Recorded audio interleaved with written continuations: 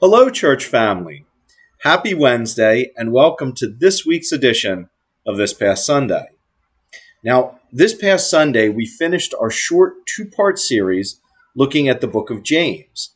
And if you were not able to attend, I would really encourage you to watch the last 2 weeks online and watch them together because they do flow one right into the next.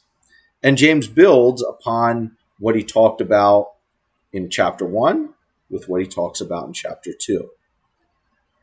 Now, personally, I find James's arguments here very intellectually stimulating.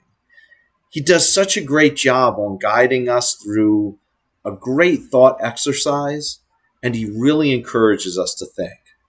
So it's definitely worth taking a look at if you missed it.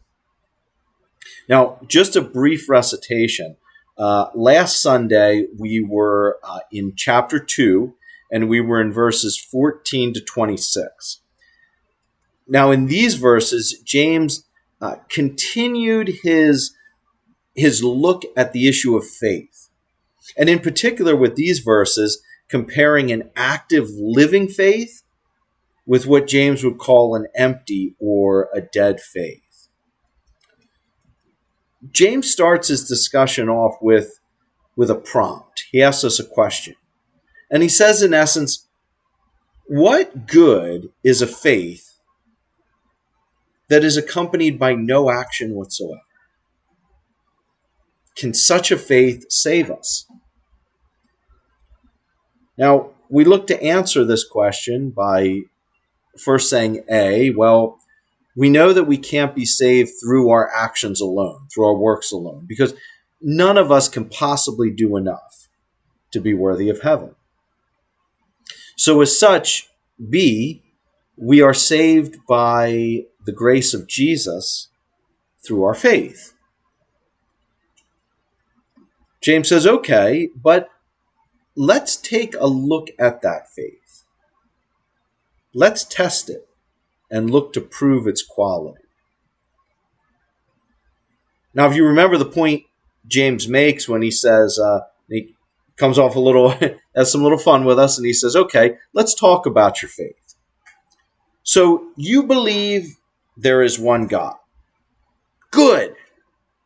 Even the demons believe that. James wants us to think. Is our level of faith simply an acceptance of facts? Or is it something more? Now, Brennan Manning asked us to consider if our level of faith is stopping at simply acknowledging Jesus with our lips, or do we also acknowledge him when we walk out the door? Do we acknowledge him by our lifestyles, by our choices? And I think this is what James wants us to be focused on. James's desire for us is that we are able to develop a mature faith, a faith that doesn't stop with simply acknowledging that which, well, as he says, even the demons acknowledge. Don't stop there. But instead, James wants us to grow an active, living, breathing faith. A faith that when tested is able to reveal its genuineness. A faith that when we see a need, we act out of love to help. A faith that enables us to be joyful, even during times of trials. A faith that empowers us to resist temptation.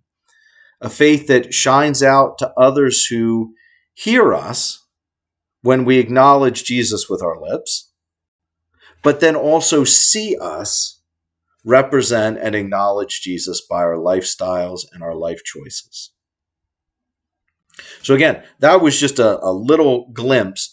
So if you missed the last 2 weeks in James, please do pop back over to YouTube and take a look. Now, for next Sunday, it's going to be a fun Sunday.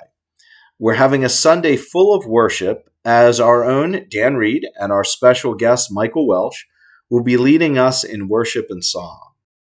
Also, Dan is going to be giving the box a go. So he will be giving a little talk on, well, whatever Steve chooses for the week.